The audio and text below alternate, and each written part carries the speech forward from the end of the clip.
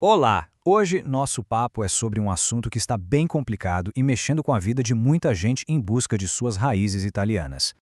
Então, a grande pergunta é essa, né? Por que de uma hora para outra, tantos processos de cidadania italiana pela via judicial estão sendo negados?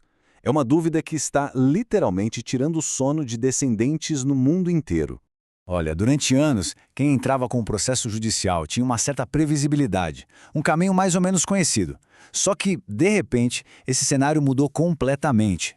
Muita gente está recebendo um não como resposta e por motivos que, sinceramente, quase ninguém via antes.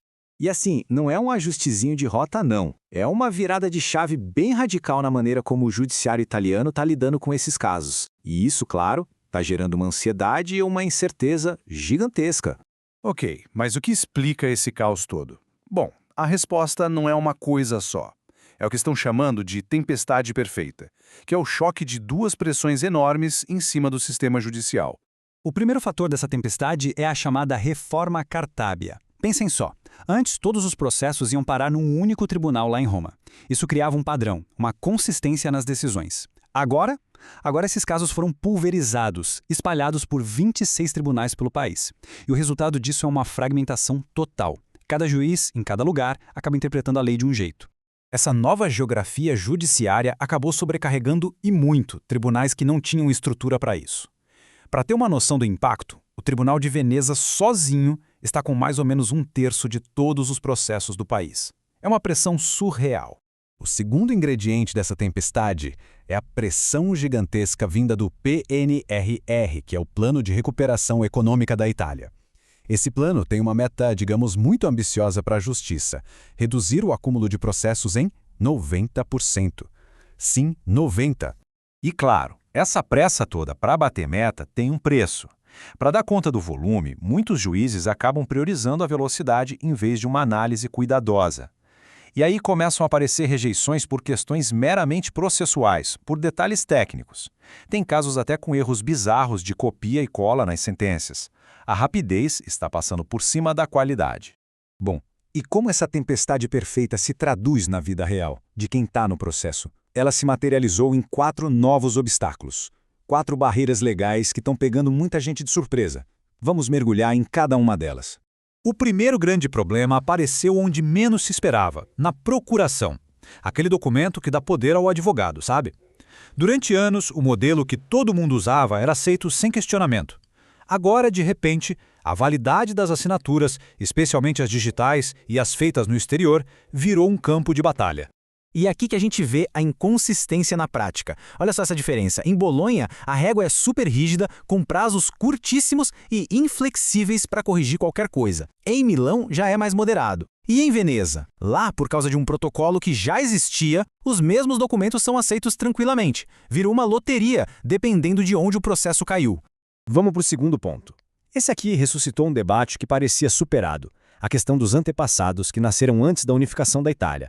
E a forma como isso está sendo reinterpretado está criando um problemão. Antes, a regra era clara e simples. O antepassado só precisava estar vivo quando a sua região de nascimento foi anexada ao Reino da Itália. Ponto. Mas aí veio a nova interpretação de alguns tribunais, como o de Brescia, que adicionou uma condição. Além de estar vivo, ele precisava ser residente na Itália nesse momento. Isso pune exatamente as famílias que emigraram, que é a base de tudo isso. E essa linha do tempo ajuda a gente a entender por que essas datas se tornaram tão críticas. A Itália não virou um país de um dia para o outro. O processo foi por partes. Saber exatamente quando a região do antepassado entrou para o Reino da Itália virou um detalhe que pode definir o sucesso ou o fracasso do processo. O terceiro obstáculo é super técnico, mas o efeito dele é enorme. É sobre um negócio chamado preclusão probatória, que é basicamente o prazo final para juntar documentos no processo. Alguns juízes estão decidindo, de forma bem questionável, que todos os documentos, sem exceção, têm que ser entregues logo no primeiro dia, junto com a petição inicial. E aí que mora o paradoxo.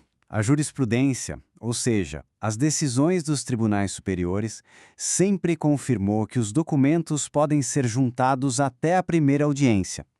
Mas, na prática, alguns juízes da primeira instância estão usando essa interpretação mais rígida para, de novo, acelerar o andamento e limpar a mesa de trabalho, negando o processo por um detalhe formal. E por último, o quarto obstáculo, a chamada questão do menor. Essa é a volta de uma interpretação de uma lei bem antiga, de 1912. Basicamente, ela diz que se o pai italiano se naturalizou em outro país enquanto o filho ainda era menor de idade, a cidadania poderia ser cortada ali. Pois é. Duas decisões agora em 2024 trouxeram essa interpretação de volta com tudo e isso criou o caos. O resultado do processo passou a depender totalmente do juiz que pega o caso. Mas aqui parece que tem uma luz no fim do túnel. Uma decisão unificadora da Corte de Cassação, que é o Tribunal Máximo da Itália, está para sair e deve colocar um ponto final nessa loteria. Certo. Com esse cenário todo, com tantos desafios e incertezas, o que dá para fazer? Qual é o caminho para navegar nessa nova realidade? Bom, os especialistas na área recomendam uma estratégia de 3 frentes. Primeiro, para quem ainda vai entrar com o processo, é a prevenção. Preparar uma documentação ainda mais forte, mais robusta, já pensando nesses novos obstáculos. Segundo, para quem já recebeu uma negativa injusta, é apelar, recorrer a uma instância superior que muitas vezes tem derrubado essas decisões apressadas. E terceiro, é ter um pouco de paciência e aguardar as decisões dos tribunais superiores, que devem trazer mais clareza para todo mundo. No fundo, o que se busca é exatamente o que diz essa citação. O objetivo não é colocar eficiência de um lado e direitos do outro, como se fossem inimigos. É integrar os dois.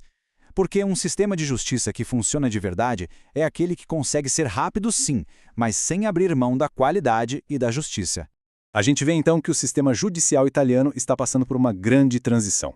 E a pergunta que fica no ar é essa: será que essa busca por eficiência vai acabar atropelando o direito de milhares de pessoas?